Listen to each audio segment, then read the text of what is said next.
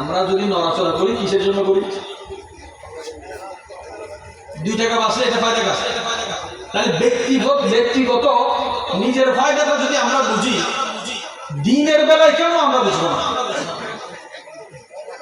আম্মা জান আয়েশা সিদ্দিকা রাদিয়াল্লাহু তাআলা সালামুল্লাহি আলাইহা তিনি বলছেন, আমার বাবা সাইয়্যিদুনা সিদ্দিক আকবর আফজালুন নাস বাদাল আম্বিয়া, আমি কখনো ওনাকে দেখি নাই যে দিন ওনার থেকে কখনো ছুটে যেতে। আমি যত অবস্থায় ওনাকে দেখেছি, একজন মানুষ দৈনন্দিন আমাদের জানাজা মাঠে বলে না, মানুষ হিসেবে ভুল থাকবে, মানুষের চলাফেরার মধ্যে ভুল থাকবে, কারণ এক এক সময় মানুষের পরিস্থিতি এক এক ধরনের হয়। আমাদের আয়েশা সিদ্দিকা রাদিয়াল্লাহু তাআলা বলছেন, আমি কোন পরিস্থিতিতে দিন ছাড়া আমার বাবাকে দেখি নাই, দিনের সাথে দেখেছি। সুবহানাল্লাহ।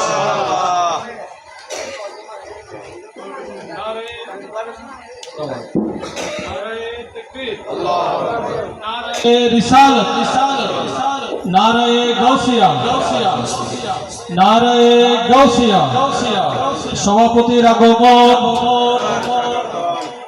সুপ্রিয় উপস্থিতি, আমাদের মাঝে এসে উপস্থিত হয়েছেন আমাদের আজকের পবিত্র আজিমুসান নুরানী ইসলামী মাহফিলের সম্মানিত সভাপতি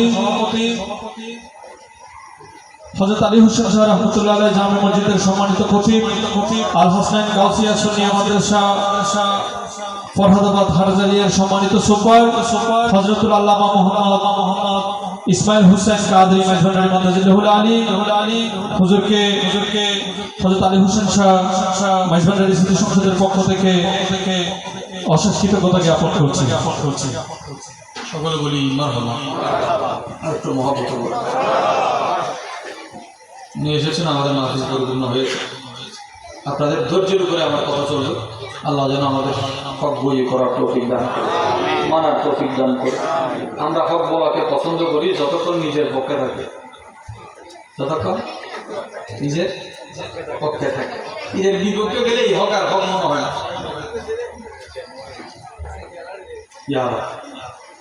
আল্লাহ আমাদের শুদ্ধ হওয়ার, পরিশুদ্ধ হওয়ার তৌফিক দান করে। আমাদের আয়েশা সিদ্দিকা রাদিয়াল্লাহু তাআলা বলছেন, যত অবস্থায় আমি আমার বাবাকে দেখেছি দ্বীনের সাথে দেখেছি, দ্বীনদার, তাকে দ্বীনদার, যিনি ঘুমে মুসলমান, জাগ্রত হালে মুসলমান, ব্যবসা ক্ষেত্রে মুসলমান, চলাফেরাতে মুসলমান, বন্ধু বান্ধবের ওই জলসাতে মুসলমান, পরিবারের ক্ষেত্রে মুসলমান, ভাই বোনের ক্ষেত্রে মুসলমান, সর্বদিকে যিনি মুসলমান তাকে বলা হয় দ্বীনদার, তাকে বলা হয়। আমরা মসজিদে মুসলমান, আমরা মাদ্রাসায় মুসলমান, আমরা দরবার খানেকা মাজারে মুসলমান, আমরা মাহফিলে মুসলমান। এই 4 জায়গা ছাড়া আমাদের মুসলমানিত্ব আর কোথাও দেখা। সাইয়্যিদুনা আলী রাদিয়াল্লাহু তাআলা আনহুকে এক ব্যক্তি আরজ করলেন, হুজুর আমিরুল মুমিনিন, আপনি আমাকে ইজাজত দিন, আমি দ্বীনের তাবলীগ করব। কি করবো? ইসলাম একটা বড় দাওয়ার কাজ, হচ্ছে বড় একটা জিম্মাদারের কাজ। এটার জন্য অনেক কিছু জরুরত হয়। আমিরুল মুমিনিন সাইয়্যিদুনা মুশকিল কুশা আলী কারামাল্লাহু ওয়াজহুল কারীম বললেন, ঠিক আছে, আমি তোমাকে অনুমতি দিলাম, তবে শর্ত আছে দুটো।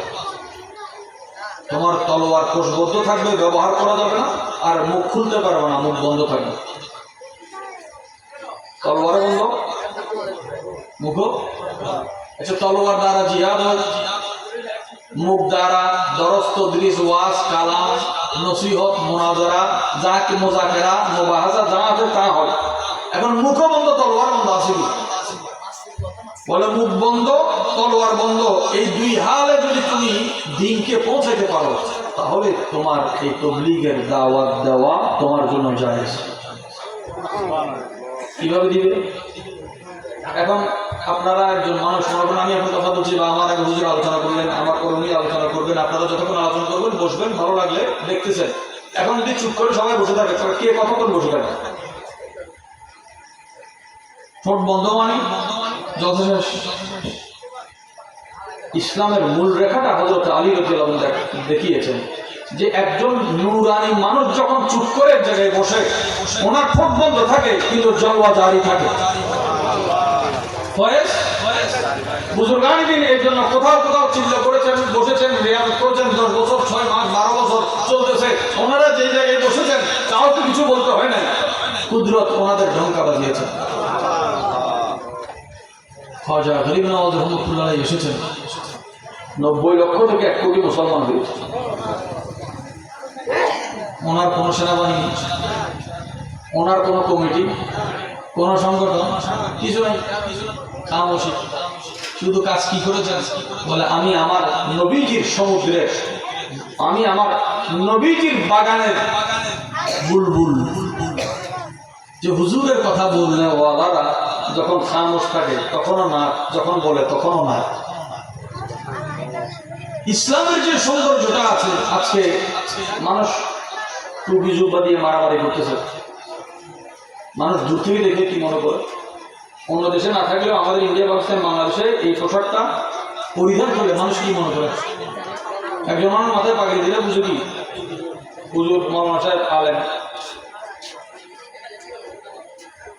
এই লেবাসটা যাদের কারণে নোংরা হচ্ছে, যাদের মানে ন্যূনতম লজ্জাবোধ বা এহসাস, অনুভূতি নাই, এই জাতি থেকে আমাদের সচেতন হইতে হবে। আজকে কারো বিরুদ্ধে আমি ফতোয়ার কথা বলবো না, এখন মানুষকে বলার দরকার নেই, মানুষ এখন দেখে স্পষ্ট। হযরত সিদ্দিক আকবর রাদিয়াল্লাহু তাআলা হিজরতের জন্য প্রস্তুত দিলেন, এক জায়গায় গেলেন। একজন অন্য ধর্মের মানুষ ওনাকে দেখে বলতেছে, আপনি কোথায় যাচ্ছেন? বলে, আমার গ্রামের মানুষ কুরাইশরা, আমার মক্কার মানুষ আমাকে বের করে দিয়েছে। বলে, আপনি তো বের হওয়ার লোক নন, আপনাকে বের করে দিবে এমন লোক আপনি নন, কারণ আপনি বিশ্বস্ত মানুষ। সুবহানাল্লাহ। দুশমন যেই জিনিসের প্রশংসা করে সেটা আসল প্রশংসা। দোস্ত মাননেওয়ালা মুরিদরা অনেক কিছু বলবে, যে মানে না সে যখন প্রশংসা করবে সেটা দলিল হয়ে যায়। যেমন রাসূল পাক সাল্লাল্লাহু আলাইহি ওয়াসাল্লাম আসার পরে সমুদ্রের তলদেশে ইবলিস মাথার নিচে 2 হাত দিয়ে পায়ের উপর পা দিয়ে, ইবলিস টেনশন আছে। ইবলিসকে জিজ্ঞাসা করছে, তোমার এই হাল কেন? বলে, আমি চিন্তা করতেছি এমন একজন নবী আসলো, আমি শত বছর যদি একজন মানুষকে গোমরা করি, এই নবীর একটু কথা শুনলে এই উম্মত পার হয়ে যাবে। আমি 100 বছর চেষ্টা করে তাকে গুনাহগারের মধ্যে শ্রেষ্ঠ বানালাম, যে গুনাহগারের মধ্যে এই শ্রেষ্ঠ। এই নবী একটু হাত তুললে তার গুনাহ মাফ হয়ে গেছে। শয়তান একটা ঝুঁকি, নবীর শাফাত। নবীর শাফাত কারা পাবে? পাওয়ার মধ্যে আবার ভাগ আছে। শাফাত 8 প্রকার। শাফাত কয় প্রকার? আমার নবীর শাফাতে বলা হয় শাফাতে কুবরা। সুবহানাল্লাহ। শাফাতে আমাদের প্রথম মা, নবীজির প্রথম বিবি আম্মাজান খাদিজাতুল কুবরা রাদিয়াল্লাহু তাআলা সালামুল্লাহি আলাইহা। দেখেন সিদ্দিক আকবর রাদিয়াল্লাহু তাআলা বলেন, আপনি একজন সৎ মানুষ, আপনি এমন সৎ যিনি মানুষের হক আদায় করেন। যদি চুরির খেয়াল থাকতো তাইলে পালানোর কথা আছে, কারণ আপনি হক আদায় করেন, আপনি আত্মীয়তার হক আদায় করেন, অসহায়কে সাহায্য করেন, মানুষ মেহমান হলে আপনি মেহমানদারি উত্তম রূপে করেন, আপনি মানুষের হক আদায় করেন, অসহায় নিঃস্বকে সাহায্য করেন, আপনার তো পালানোর কোনো দরকার নেই। সুতরাং আপনি কোথাও যাবেন না, আপনি আবার মক্কায় ফিরে যান, আমি আপনার জিম্মাদার হলাম।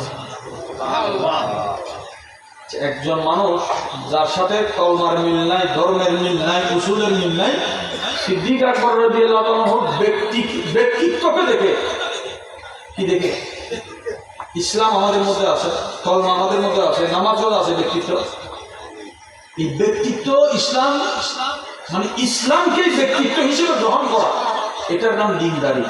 সুবহানাল্লাহ। আপনার 20 টাকা আসলে, আপনি লাক্সারি গাড়ি বাড়ি থাকলে আপনি দিন থেকে দূরে থাকবেন এমন নয়। আপনার দিল কিসের কারখানা সেটা দেখতে হবে। আল্লাহর প্যারা হাবিব হুজুর আকরাম সাল্লাল্লাহু আলাইহি ওয়াসাল্লামের কাছে সিদ্দিক আকবর রাদিয়াল্লাহু আনহু ফিরে গেলেন। কুরাইশরা বলে যে উনি আবার কিভাবে চলে আসলেন? বলে, অমুক ওনার জিম্মাদার হয়েছে। তিনি এসে বললেন যে আমি ওনার জিম্মাদার। সিদ্দিক আকবর রাদিয়াল্লাহু তাআলা নিজের ঘরের সামনে মসজিদ করে নামাজ শুরু করলেন। তখন ইসলাম এলানিয়া হলে তখন মারামারি চলত। এই ব্যক্তিকে খবর দেওয়া হলো, তোমার সাথে আমাদের ওয়াদা, উনি যদি নামাজ পড়ে ওনার ঘরে করবে, বাইরে করতে পারবে না। সিদ্দিক আকবর রাদিয়াল্লাহু তাআলা আমাকে বললেন, আপনার সাথে এটা আমার শর্ত হয়েছে, আপনি যদি আপনার ঘরে সুন্দর করে থাকেন তাহলে আমি আপনার জিম্মাদার, নাইলে তো আমার জিম্মার শর্তটা আদায় হচ্ছে না। বলে আপনার জিম্মা আপনি উঠিয়ে নেন, আমি আল্লাহর জিম্মা সন্তুষ্টি আছে। এই সন্তুষ্টি শব্দকে আরেক জায়গায় আমরা বসাই। এই আত্মতৃপ্তি হওয়া, নিজের উপর নিজে সন্তুষ্ট হওয়া নয়, আল্লাহর রাজাতে রাজি হওয়া। রাজি করা যায় মাওলা হওয়া। আমার প্যারা নবীজির নাম তৌরাতের মধ্যে একটা নাম ছিল, আমার আল্লাহ তাআলা বলেন আমি আমার মাহবুবকে নাম দিয়েছি মুতাওয়াক্কিল। সুবহানাল্লাহ। কি মুতাওয়াক্কিল? রাসূল পাকের নাম। যে তাওয়াক্কুল কিভাবে করবে, ভরসা কিভাবে করবে? যেই বান্দা আল্লাহর উপর ভরসা করে, এই ভরসার একটা ফজিলত হচ্ছে ওই বান্দা অন্যজনের হক মেরে খাবে না। হক মেরে খাবে না। দেখেন হাদিসের বর্ণনার সাথে সাথে কিছু আকীদাগত বিষয় এখানে আমি আস্তে আস্তে বলতে, যাতে এটা জটিল বিষয়, এগুলো বুঝতে সুবিধা হয়। কষ্ট হচ্ছে আপনাদের? আমার প্যারা নবীজি এক ইহুদির কাছে নিজের বর্মকে বন্ধক রাখলেন। শহরের তুলনায় গ্রামে গঞ্জে যেখানে ধানি জমিন আছে বন্ধক বেশি। এই বন্ধক হালাল, কিন্তু বন্ধক যদি 19 বিষয়, বন্ধক হারাম হয়ে যাবে। বন্ধক হারাম হয়ে যাবে। ইহুদির কাছে হুজুরের সামান বন্ধক দিয়ে 30 টা হুজুর জব নিয়েছেন। বলে আমার 9 সংসার। কয় সংসার? হুজুরের কয় সংসার? 9 সংসার। বর্ম দিয়ে হুজুর 30 টা জব নিলেন। আমার প্যারা নবীজি ইন্তেকাল করলেন। হুজুরের ইন্তেকালও সুবহানাল্লাহ, হুজুরের ইন্তেকালও আমাদের মত কি না? আর মত মানুষ কি করি ইন্না লিল্লাহি করেন নাই, এত খুশির না আমি কেন করলাম? মুসলমানের মত ইন্না লিল্লাহি করেন একটা রহমত। একা কোন ডাকাত মরি, কোন নামি দামি চোর ডাকাত মারা গেল, যার কাজ হচ্ছে মানুষকে কাটা দেওয়া, কষ্ট দেওয়া, এমন মানুষ মারা গেলে মানুষ শোনার সাথে সাথে কি করে? আলহামদুলিল্লাহ। ওতে গোড়া গ্রাম গুণ যেগুলো জ্বালা এই ভালোই। বিশ্বাস করেন এর চেয়ে বড় লজ্জা এবং আযাব আর হইতে পারে না, যে একজন মানুষের মতে আরেকজন মানুষ খুশি হইতে বাধ্য হয়। খুশি হয় না, খুশি হইতে কি বাধ্য হয়, যে মানুষের জিন্দগিকে সে অতিষ্ঠ করে দিচ্ছে। কারো ক্ষমতা, সম্পদ, সম্পর্ক, এগুলো যদি মানুষের জিন্দগিতে এই ধরনের ক্যাটাগরিতে নিয়ে আসে, কোরআনে পাক বলছেন জালিমের মতে ইন্না লিল্লাহ নয়, জালিমের মতে আলহামদুলিল্লাহ। জালিমের মতে কোরআনে পাক বলছেন। আল্লাহ এবং রাসূলের সামনে যদি কেউ বিয়াদবি করে, ওই বিয়াদব মারা গেলে তার মতে ইন্না লিল্লাহ নেই, আলহামদুলিল্লাহ। কি আছে? মুস্তাক রাসূল, মুস্তাক। এখন আমার প্যারা নবীজিতে এমন নবী ছিলেন, তিনি কোন জানাজার নামাজে দাঁড়ালে জিজ্ঞাসা করতেন আত্মীয় স্বজন বা ওয়ারিসকে, ওনার কি কোনো কর্জ আছে কিনা, ওনার কি কোনো জানাজার নামাজ পড়াতে আসলে যদি অন্য জায়গা থেকে কেউ আসে, ওনার 2টা কাজ, আর যদি এলাকার কেউ স্থানীয় পড়ে ওনার 1টা কাজ।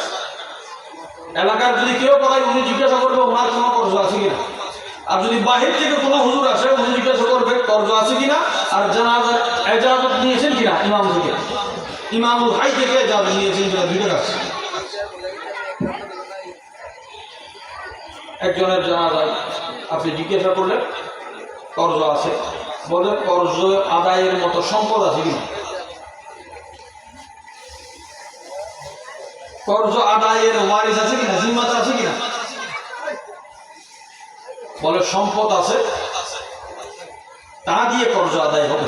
আমার নবীজি দাঁড়িয়ে জানাজা করে নিলেন। আল্লাহু আকবার। এমন পরিস্থিতি আছে যে জানাজা হাজির, বলে যে কর্জ আছে, বলে ইয়া রাসূলুল্লাহ আছে। কর্জ আদায়ের মতো সম্পদ আছে, বলে নাই। তাহলে সম্পদ না থাকলে ওয়ারিসটা কিভাবে আদায় করবে? বলে তাইলে জানাজা নিতে হবে।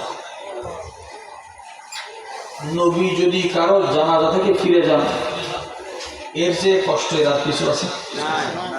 উম্মতের জন্য তো নবী বড় দয়ালু, কিন্তু বান্দার হকের বেলায় নবীজি দাঁড়িয়ে গেলেন। যেই পেয়ারা নবীজি দুনিয়ার হায়াতে থাকতে জানাজা থেকে ফিরে যাচ্ছেন হক দেখে, কিভাবে মনে হয় মানুষের হক খাওয়ার পরে কবরে নবী শাফাত করবে, হাসরে নবী শাফাত করবে? তিনি তো জানাজার মাঠ থেকে ফিরে যাচ্ছেন, শাফাতের মাঠ থেকে ফিরে গেলে আপনার আমার অবস্থা কি হবে? বুঝার বিষয়, এখনো সময় আছে ফিরার বিষয়। আল্লাহ আমাদের শুদ্ধ হওয়ার তো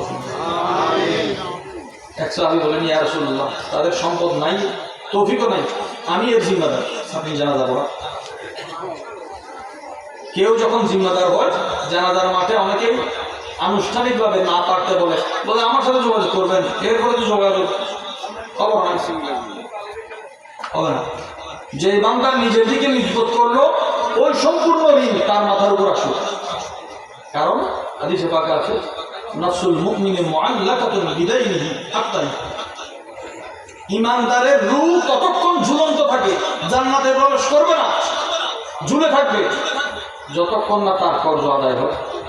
কর্জ আদায় হলে তার রূহ আলা ইল্লিনে পৌঁছতে পারবে, জান্নাতের সুবাস পাবে। মা বাবাকে অনেক মহব্বত করি, সন্তানকে অনেক মহব্বত করি, স্বামীকে, স্ত্রীকে, আত্মীয় স্বজনকে অনেক মহব্বত করি, কিন্তু তার মহব্বতে সব কিছু হয়, চার গরুর মেজবান দেওয়া হয়, কিন্তু তার রূহ এখন আটকে আছে, ওই রূহ পৌঁছানোর কোনো ব্যবস্থা করতেছে। আপনি এদিক থেকে যতই চালে সব পাঠাবেন ওই রূহ পর্যন্ত, কোনো ফাতেহা সেখানে পৌঁছাবে না, যেখানে আপনার কর্জ আদায়ের পর ওই রূহের মকাম পৌঁছাবে। আল্লাহর হাবিব হুজুর আকরাম সাল্লাল্লাহু আলাইহি ওয়াসাল্লাম আমাদেরকে তালিম দিলেন। এখন নবীজি ইন্তেকাল করলেন, নবীজির বন্ধক রয়ে গেল। এই বন্ধক কে আদায় করবে? আল্লাহ। হুজুর আকরাম সাল্লাল্লাহু আলাইহি ওয়াসাল্লাম এই বন্ধক আদায় করেছেন সাইয়েদুনা সিদ্দিক আকবর রাদিয়াল্লাহু আনহু। আর কেন মহব্বত করে বড় মোটা নিলেন? কেন তিনি আদায় করলেন? বলে তিনি খলিফা আউয়াল ছিলেন। ওনার খেলাফতে একটা বড় মজা এখানে, যে হুজুরের পক্ষ থেকে তিনি আদায় করেছেন, তো তিনি আদায় করে এটা কি করলেন? বলে এটা নিয়ে তিনি মাওলা আলী শের খোদার হাতে দিয়ে দিয়েছেন। কার হাতে দিলেন? এটার আরো ব্যাখ্যা বিশ্লেষণ আছে, সেদিকে আমরা যাচ্ছি না, আজকের মওজু সেদিকে নয়। যে সিদ্দিক আকবর রাদিয়াল্লাহু তাআলার সাথে মাওলা আলীর কি সম্পর্ক? বলেন নবীজির যত ওয়াদা আছে এই ওয়াদা পূরণের দায়িত্ব সিদ্দিক আকবরের, নবীজির যত ঋণ আছে এই ঋণ আদায়ের দায়িত্ব মাওলা আলী শের খোদা। দুইজন দুইভাবে দুই জায়গায় কাজ করেছে। আমরা আসলে ওনাদেরকে নিয়ে মানামারি করি। ইয়াদ রাখতে হবে, নামাজ রোজা যেমন ফরজ, ওনাদের মহাব্বত তেমন ফরজ। ওনাদের মহাব্বত তাজিম ভক্তি না থাকলে কারো ইবাদত কবুল। আল্লাহ আমাদেরকে মানার তৌফিক দান করুন। খোদাবন্দে করি, এই যে লেনদেনের বিষয়গুলোকে স্পষ্ট করলেন, আপনার সাথে বড় অন্তরঙ্গ বন্ধুর লেনদেন হচ্ছে। দোস্ত যদি দোস্তকে 1 লক্ষ টাকা ধার দেয়, এটা লেখে? বলছে বিশ্বাস। কিছু মানুষ আছে তারা কর্জ চাইলে আপনার না থাকলেও আরেকজন থেকে আপনি কর্জ করে দিচ্ছেন, কারণ যে চেয়েছে তার বিশ্বাস এবং অবস্থান আপনার কাছে দিল। আর কিছু মানুষ আপনার কাছে টাকা চাওয়ার পরে পকেটে টাকা আছে, অর্ধেক বাজে নাই, 1 মাস হয়ে দিচ্ছি আর দেখিয়ে দিচ্ছি। কিসের উপর? সম্পর্কের উপর, তার বিশ্বাসের উপর। তাহলে দুটো জিনিস বড় গুরুত্বপূর্ণ। একজন মানুষ আরেকজনকে জিম্মাদার হয়ে কিছু নিয়ে দিলে সেও ঋণ গ্রহীতার অন্তর্ভুক্ত হয়ে যায়। আমাদের সমাজে এই মধ্যস্থতা যারা করে এই সমস্ত মানুষ বিপদে পড়ে, যে আপনি কাউকে একটা লেনদেনে জিম্মাদার হয়ে দিলেন, এবার যে নিয়েছে সে আজাদ হয়ে গেছে, কর্জকার উপর, আপনার উপর। আমার প্যারা নবীর একটা সুন্দর ইরশাদ আছে। হুজুর আকরাম সাল্লাল্লাহু আলাইহি ওয়াসাল্লাম ইরশাদ করছেন, কোন মানুষ যদি জরুরতের ভিত্তিতে ঋণ গ্রহণের মুহতাজ হয়, যে আমার ঋণ নিতে হবে, ওই অবস্থায় ঋণ নেওয়ার সময় যদি সে নিয়ত করে আল্লাহ এই ঋণটা আমি আদায় করব, আমার নবীজি বলছেন আল্লাহ তাআলা তাকে ঋণ আদায়ের তৌফিক দান করবেন। ঋণ আদায়ের তৌফিক দান করবেন। এখন একজন মানুষ ঋণ আদায়ের আগে তার নিয়ত খালেস আছে, লেনদেন পরিষ্কার আছে, এমন মানুষ কর্জ নিয়ে মারা গেল, আল্লাহ হাবিব বলছেন আল্লাহ তার পক্ষ হয়ে ঋণ আদায় করবেন। হুজুর আকরাম সাল্লাল্লাহু আলাইহি ওয়াসাল্লাম মানুষের লেনদেনকে কোন পর্যায়ে নিলেন, যে কোরআনে পাকে সূরা বাকারাতে আছে, কোন লেনদেন হলে এটাকে লিখে রাখেন। সুবহানাল্লাহ, কি করতে বলা হয়েছে? এটা গুরুত্বপূর্ণ মশালা। কেন লিখবে? আপনি বলবেন আমাদের ভাই ভাইয়ের মধ্যে লেনদেনের কি লেখালেখির দরকার কি আছে, বন্ধু বন্ধুর মধ্যে লেনদেনের দরকার কি আছে। আবার অনেক মানুষ দেখবেন লেনদেন নেওয়ার সময় বলে যে ভাই কাউকে বলিও না, কর্জ নেওয়ার সময় কাউকে বলিও না বলার অধিকার নাই, বরং কর্জ নেওয়ার সময় সাক্ষী রাখাটা জরুরি। লেনদেন করার সময় যেই লেনদেনে সাক্ষী থাকবে না, সেই লেনদেনের ওকিল কফিল আল্লাহ। আল্লাহ সাক্ষী থাকলে কফিল আল্লাহ। যেই বান্দা লেনদেনের সময় বলে আমি তোমার এত আপন মানুষ, এখানে আবার সাক্ষী দরকার, লেখালেখি দরকার কি? বলে লেখালেখি দরকার মানে আমি আপনাকে অবিশ্বাস করে লিখতে বলতেছি না, আমার আল্লাহ হুকুম দিয়েছেন এই জন্য বলতেছি। লেখার জন্য কি হুকুম দিয়েছে? তো কর্জ নেওয়ার সময় যারা বলবে কাউকে বলার দরকার নেই, বলছে আপনাকে কর্জ দেওয়ার দরকার, কর্জ দেওয়ার দরকার, কারণ আপনি দিতে পারেন না পারেন এটা পরের বিষয়, কিন্তু এটার ব্যাপারে শাহাদাত জরুরি। দিল থেকে যখন লেনদেন হয়, এই লেনদেনের মধ্যে আল্লাহ তাআলা কুদরত নাজিল করে, রহমত নাজিল করেন। সেই বুখারী শরীফ আছে, ইমাম বুখারী রাহিমাহুল্লাহ কত চমৎকার বনি ইসরাইলের এক ওয়াকিয়া। হুজুর আকরাম সাল্লাল্লাহু আলাইহি ওয়াসাল্লাম ইরশাদ করছেন, একজন মানুষ অভাবে দিন কাটতেছে, তো স্ত্রী বলতেছে বলছে এখানে একজন শিল্পপতি আছে, ব্যবসায়ী আছে, ভালো ভালো মানুষ, মানুষের উপকার করে, ওনার কাছে গিয়ে আপনি কিছু ধার, ওনার টাকা দিয়ে আপনি ব্যবসা করে টাকা দিয়ে দেবেন। তো তিনি গেলেন, লেনদেন 1000 দিনার। কত? ওই জমানায় 1000 দিনার মানে কত কত লক্ষ কোটি টাকা। ওই ব্যক্তি বললেন ইতিনি শাহাদা, ইতিনি শাহাদা, বলছে আপনি সাক্ষী নিয়ে আসেন, সাক্ষী নিয়ে আসলে আমি আপনাকে টাকা দিব। ওই ব্যক্তি বলছে এখন গরিব মানুষ কাকে সাক্ষী আনবে? কিছু মানুষ আছে না খাই মরে গেলেও মানুষের কাছে মুখ খুলতে পারে না, ইজ্জতের খাতির আছে না। সমাজে সবচেয়ে কষ্টে থাকে এই মানুষ, কারণ যার কিছু নাই সে মানুষের কাছে হাত পাততে পারে, এই বান্দার নাই কিন্তু মানুষের কাছে চাইতে। নিজের ইজ্জত নিজে যে সংবরণ করলো, ওই বান্দার রিজকে করিম আল্লাহর পক্ষ থেকে আসে। এটা বড় কারামত, এটা বড় কারামত। যারা ভিক্ষা করে তারা কপালের মধ্যে যেমন অনেকের দাগ হয়ে যায় না, হাসরের মাঠে উঠবে কপাল দাগ দেখে বুঝে যাবে এই বান্দা দুনিয়াতে ভিক্ষা করবে। বলে সাক্ষী আনো, বলে ভাই ওয়াকাফা বিল্লাহি শাহিদা, সাক্ষী হিসেবে আমার আল্লাহ কাফি। আর একটু মহব্বত বলেন, সাক্ষী হিসেবে বলে তাইলে কফিল আনো, জিম্মাদার কে হবে? তিনি বললেন না, ওয়াকাফা বিল্লাহি কাফিলা, আমার আল্লাহ কফিল হিসেবে আমার জন্য কাফি। ওই বান্দা বললেন সাদাক্তা, তুমি সত্য বলেছ। এই দুই কথায় তার মন গলে গেছে। সে কোনো সাক্ষীও চায় নাই, কফিলও চায় নাই, কোনো সাক্ষী নাই, জিম্মাদার নাই, 1000 দিনার তাকে দিয়ে দিল ব্যবসার জন্য। কত হাজার বছর আগের কথা, কিন্তু ভালো কাজ হাজার বছর পুরানো হলেও আমার নবী সেটাকে বয়ান করেছে। ভালো কথা, ভালো কাজ, ভালো মানুষ, ওনাদের তস্করা জারি থাকবে। সুবহানাল্লাহ। ওই ব্যক্তি গালিচার ব্যবসা শুরু করলো, বিভিন্ন ব্যবসা শুরু করলো। সমুদ্রের ওই পারে গিয়ে, এই পারে বানায় স্বামী স্ত্রী, ওই পারে গিয়ে বিক্রি করতেছে। এখন তারিখ আসছে, আগামী মাসের 7 তারিখ সে পেমেন্ট করবে মনে করে। ব্যবসা এত ভালো হয়েছে, খুব চমৎকার ব্যবসা করতে করতে ওই দিন যেদিন টাকা ফিরিয়ে দেওয়ার কথা তারিখ চলে আসবে। এখন পাওনাদার সমুদ্রের এই পার, আর ঋণগ্রস্ত ওই গ্রহীত ব্যক্তি ওই পার। এই বান্দা পারে এসে জাহাজের অপেক্ষা করতেছে, বা লেনদেন করার পরে ঘরের বউয়ের যা ওয়াজ শোনার তা শুনে এই ঘ্যান ঘ্যান শুনতে শুনতে আর ঘরের জায়গা নাই, বাতাসের জন্য সমুদ্রের পাড়ে এসে বসেছে, বা জাহাজের জন্য ঘাটে এসে বসেছে। ওইদিকে ওই মানুষ অস্থির হয়ে গেছে। ভালো মানুষের এটা একটা নিশানা, আপনার কাছে টাকা পাইলে আপনি দেওয়ার জন্য অস্থির হয়ে যাবে, যে 1 সেকেন্ড দেরি হলে নিজের কাছে লজ্জা। আর ওদুন আছে তো ঠিক করে ফোন করি না, মাইক দিন অনেক বিচার এক বাতি দিয়ে তো হবে, কারণ ওর রাস্তা তো নাই, যে কোন রাস্তা দিয়ে ওর না যায়, রাস্তা দিয়ে নাড়ি দিয়ে।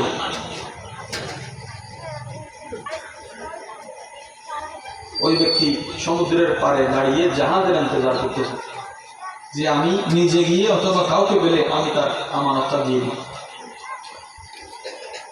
দেখতেছে জাহাজ নাই, আল্লাহ তার কর্জ তো আজকে শোধ করার বিষয়, তারিখ তো আজকে, আমার ওয়াদা তো আজকে। এখন একজন মানুষ যদি বেইমানি করে দ্বিতীয়বার ওই ব্যক্তির কাছে আর কেউ সাহায্য পাবে? মানুষ একদিনে তো কঠোর হয় না, একদিনে তো পাষাণ হয় না, তার কঠোরতার পিছনে সাধারণ মানুষের কাজ আছে।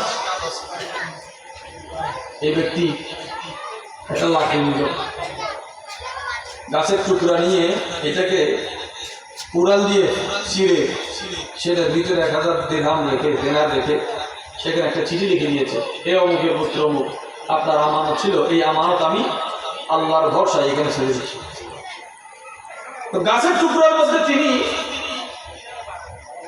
1000 দিনারও দিলেন, একটা চিঠিও দিলেন, মুখ ভালো করে বন্ধ করলেন, সমুদ্রের মধ্যে ছেড়ে দিচ্ছে।